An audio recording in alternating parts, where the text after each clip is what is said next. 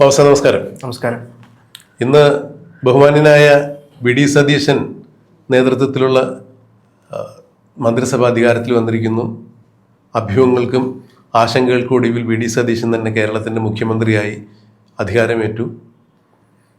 ഇവിടെ ഇത്തരം ചർച്ചകളിൽ, അതായത് കോൺഗ്രസ് ഒരു മുഖ്യമന്ത്രിയെ കണ്ടെത്തുവാൻ വേണ്ടി ഒരുപാട് സമയം ചെലവഴിച്ചു.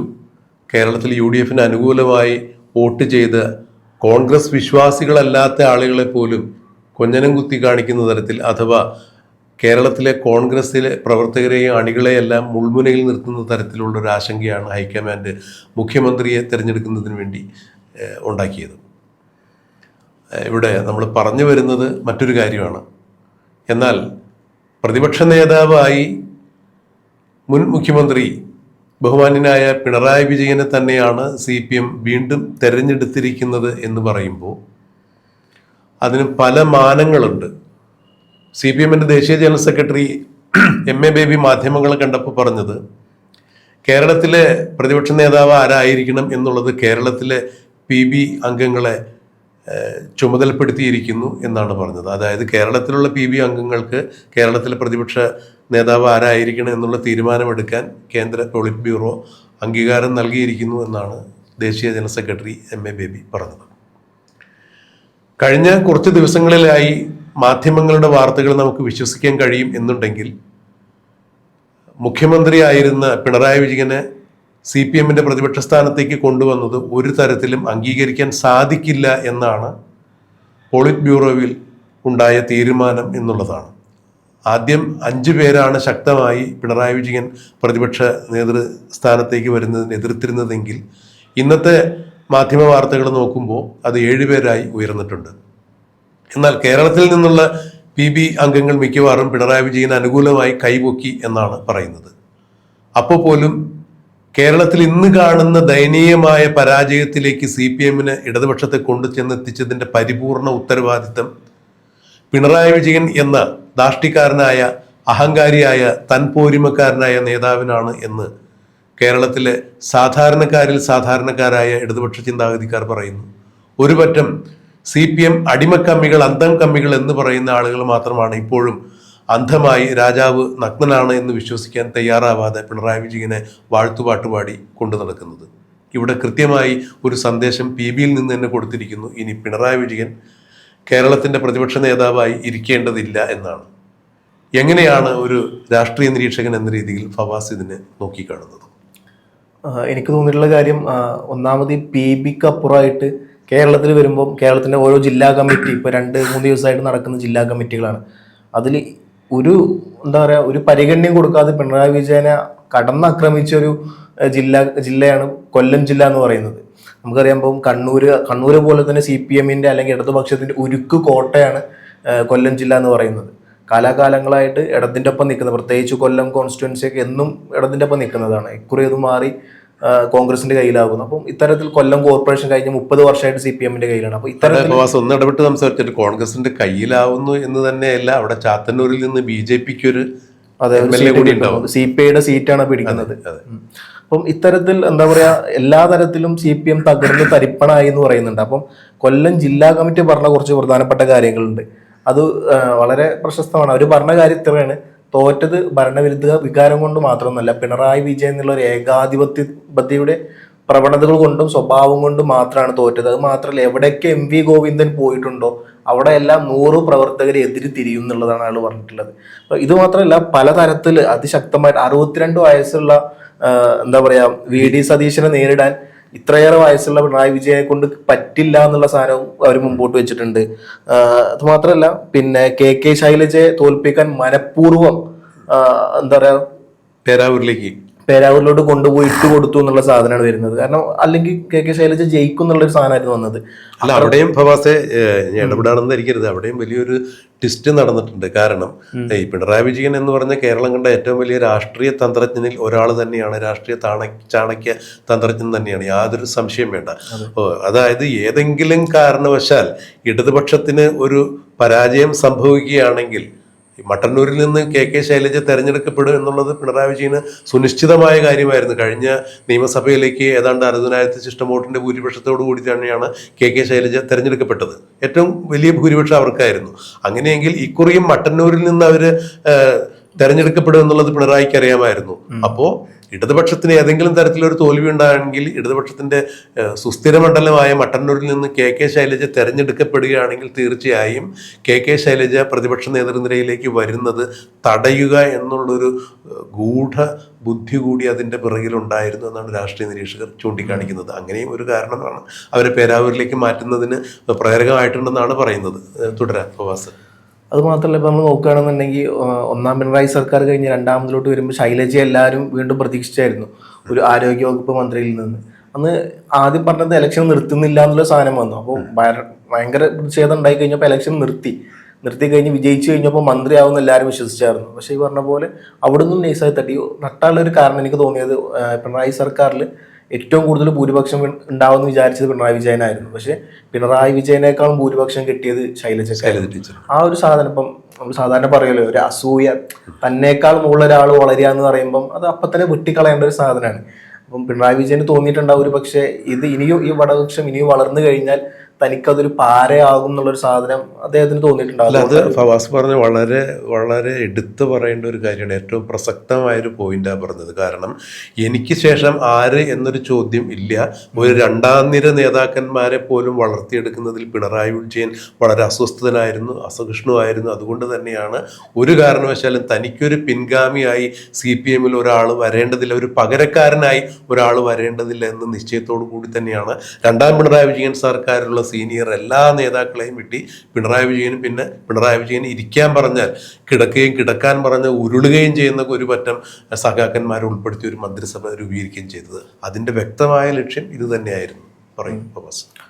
അപ്പോൾ നമ്മൾ നോക്കിക്കഴിഞ്ഞാൽ ഈ തോൽവിയിൽ CPM പറഞ്ഞ മറ്റൊരു പ്രധാനപ്പെട്ട കാര്യം കൊല്ലം ജില്ലാ കമ്മിറ്റി പറഞ്ഞത് കേരളം ആരോഗ്യ ലോകത്തിന് കേരളം വലിയൊരു ഉദാഹരണമാണെന്ന് പറഞ്ഞു. എന്നിട്ട് അതേ പറഞ്ഞ പിണറായി വിജയൻ പല ആരോഗ്യ കാരണങ്ങൾക്കും പുറത്ത് അമേരിക്കയിലോട്ടാണ് പോകുന്നത്. ക്ലിനിക്കിലാണ് ചികിത്സിക്കുന്നത്. അതെ, ഇത്തരത്തിലുള്ള കാര്യങ്ങളും പിന്നെ എന്താ പറയാ, ഒരിക്കലും പറയാൻ പറ്റാത്ത പോട ഡാഷ് മോനെ രേവന്തേ, അല്ലെങ്കിൽ എന്താ പറയാ വീട്ടിൽ പോയി ചോദിക്കടാ, ഇത്തരത്തിൽ എന്താ പറയാ ഒരു പാർട്ടി നേതാക്കന്മാരിൽ നിന്ന് ഉണ്ടാവാൻ പറ്റുന്നതിന് അങ്ങേ അപ്പുറത്താണ് പിണറായി വിജയന്റെ വാക്കുകൾ ഉണ്ടായി എന്നുള്ളതാണ് കൊല്ലം ജില്ലാ കമ്മിറ്റി പറഞ്ഞിട്ടുള്ളത്. പിന്നെ കണ്ണൂരിലോട്ട് വരുമ്പോൾ കണ്ണൂർ ജില്ലാ കമ്മിറ്റി പറഞ്ഞിട്ട് തളിപ്പറമ്പിലും അതേപോലെ തളിപ്പറമ്പിൽ ശ്യാമളക്ക് സീറ്റ് കൊടുത്തത് വലിയ തരത്തിൽ തെക്കൻ മലബാറിൽ മൊത്തം ഇത് ഭരണവിരുദ്ധ വികാരത്തിന് ഇടയായിട്ടുണ്ട്. CPM മൊത്തം ഒരാളിലേക്ക് കേന്ദ്രീകരിച്ചു എന്നുള്ളതിന് എല്ലാം ഏറെക്കുറെ. ഇപ്പം നമുക്കറിയാം കണ്ണൂർ എന്ന് പറഞ്ഞാൽ CPMന്റെ കോട്ടയാണ്. അത് മാത്രമല്ലേ ഈ ജയരാജനെ പോലത്തെ ആൾക്കാരെ ഒതുക്കിയതും ജി സുധാകരൻ പുറത്തു പോകാനുള്ള ഒന്നാമത്തെ കാരണം MV ഗോവിന്ദനാണ്.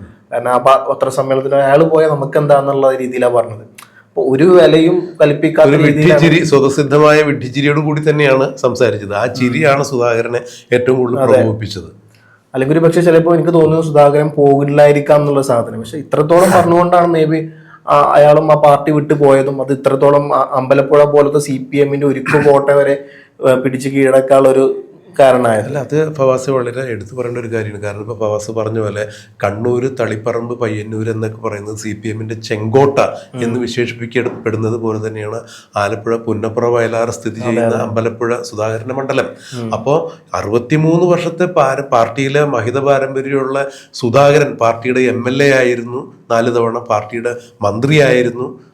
അദ്ദേഹമാണ് പാർട്ടിയിൽ നിന്ന് പാർട്ടിയുടെ പുത്തൻകൂറ്റ നേതാക്കന്മാരുടെ ഈ നയവൈകല്യങ്ങളിൽ പ്രതിഷേധിച്ച് പുറത്തു വന്നത്. അതുപോലെ തളിപ്പറമ്പിൽ PK ശ്യാമളയെ പിൻഗാമിയായി നിശ്ചയിച്ചതിൽ പ്രതിഷേധിച്ചുകൊണ്ടാണ് 50 വർഷത്തിലധികം പാർട്ടിയിൽ പ്രവർത്തിച്ച പരിചയമുള്ള DK ഗോവിന്ദൻ പുറത്തു വരുന്നത്.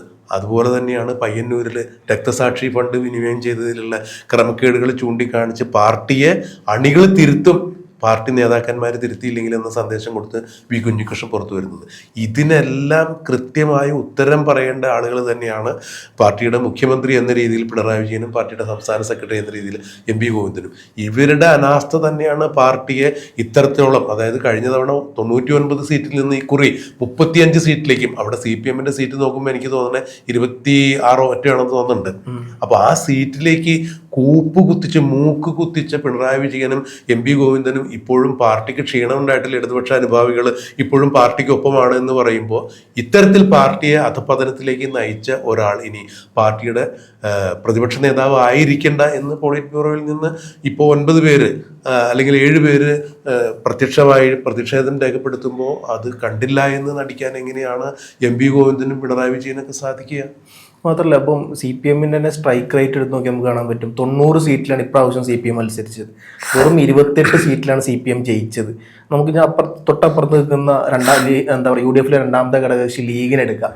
ലീഗ് മത്സരിച്ച് വെറും 27 സീറ്റിലാണ്. 27 22 സീറ്റ് അവർ പിടിച്ചെടുത്തു, അത് വൻ ഭൂരിപക്ഷത്തോടു കൂടി. അതെ, അപ്പോൾ അതും ഈ നിയമസഭയിൽ നടക്കുന്ന ഏറ്റവും വലിയ ഭൂരിപക്ഷം പി കെ കുഞ്ഞാലിക്കുട്ടിക്കാണ്. 85,000 മുകളിൽ ഭൂരിപക്ഷമായിട്ട് പി കെ കുഞ്ഞാലിക്കുട്ടി.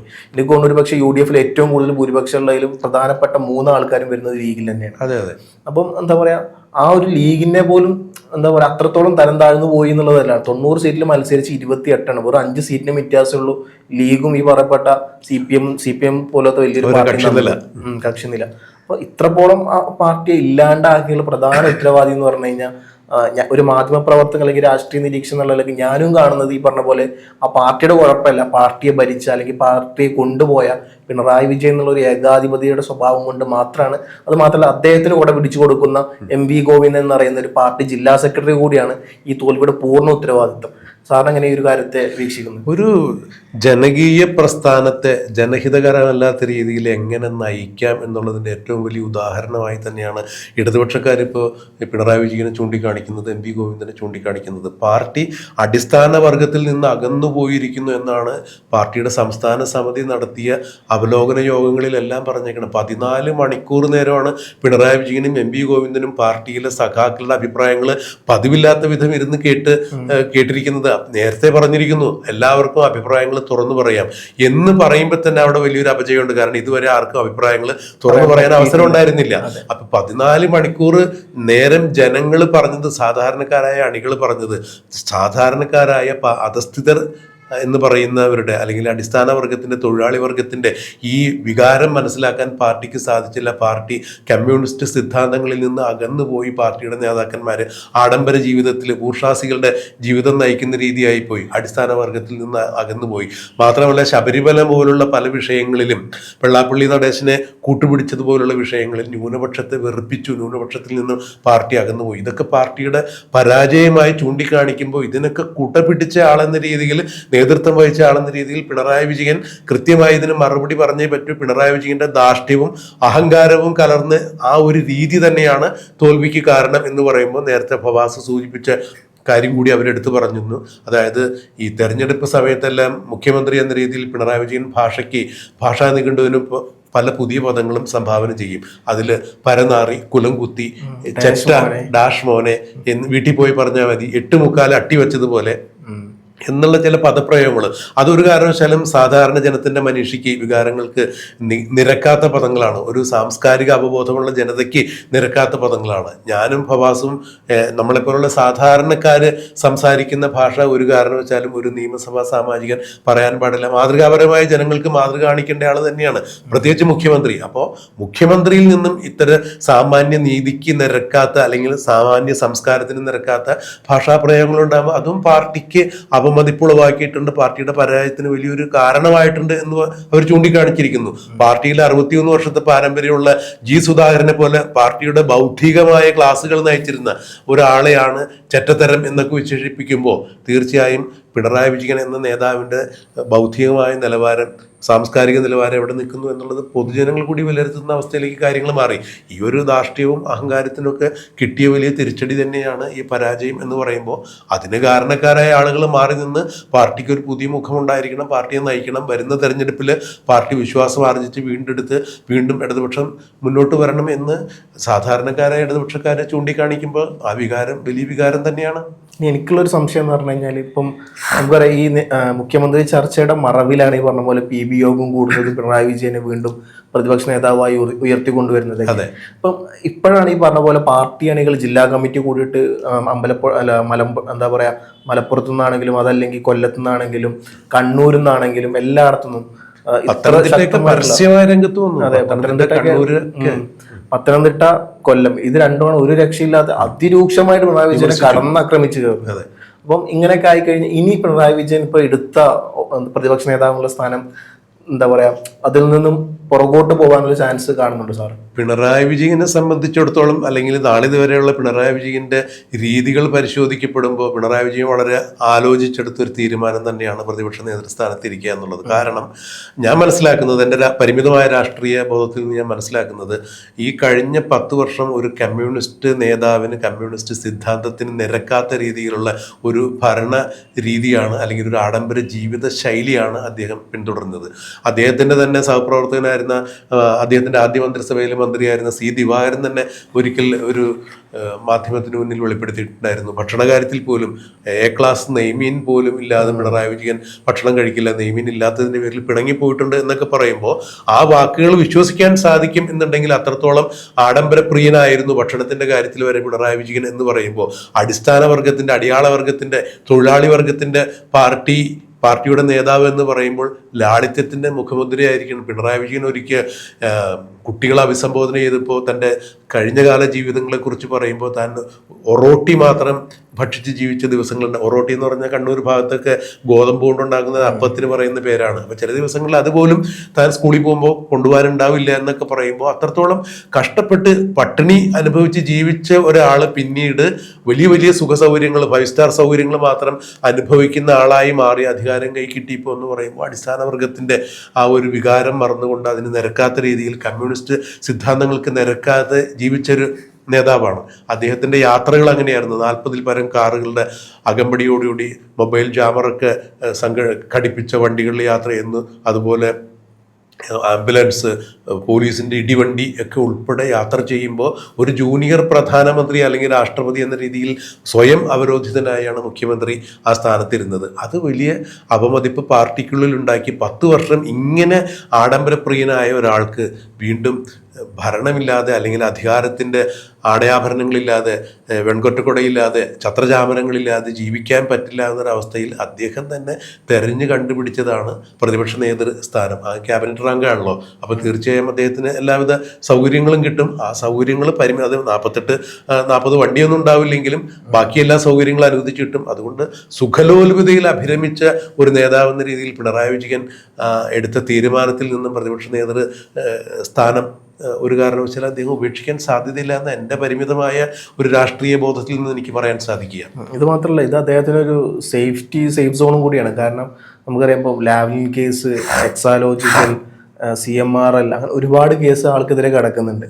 സ്വാഭാവികമായിട്ടും ഒരു വെറും പ്രതിപക്ഷം അല്ല, ഒരു CPM-ന്റെ മെമ്പർ എന്നുള്ള നിലയ്ക്ക് മാത്രം വരികയാണെങ്കിൽ എല്ലാ അന്വേഷണങ്ങളും മൂപ്പരിലോട്ട് നേരിട്ട് പോവുകയും ഈ പറഞ്ഞ പോലെ അറസ്റ്റ് ചെയ്യാനും വരെ ചാൻസ്. ഇപ്പം നേരെ മറിച്ചും ഒരു പ്രതിപക്ഷ സ്ഥാനത്തിരിക്കും, അപ്പോൾ അതൊരു ക്യാബിനറ്റ് പദവിയാണ്. അപ്പോൾ പെട്ടെന്ന് ഇത്തരത്തിലുള്ള ഒരു അറസ്റ്റോ അല്ലെങ്കിൽ മറ്റ് നിയമ നീക്കങ്ങളോ തടയുന്നതിന് വേണ്ടിയിട്ടുള്ള ഒരു നീക്കം കൂടി ആയിരിക്കും ഈ സ്ഥാനം എന്നുള്ളത് എനിക്ക് തോന്നിയിട്ടുണ്ട്. അങ്ങനെയും വേണമെങ്കിൽ ആകാം, അങ്ങനെ ചിന്തിക്കുന്നതിൽ തെറ്റില്ല. കാരണം ഒരു സാധാരണ നിയമസഭാ സാമാജികൻ അപ്പുറത്തേക്ക് വലിയ പദവി തന്നെയാണല്ലോ പ്രതിപക്ഷ നേതാവ് എന്ന് പറയുമ്പോൾ ക്യാബിനറ്റ് റാങ്കാണ്.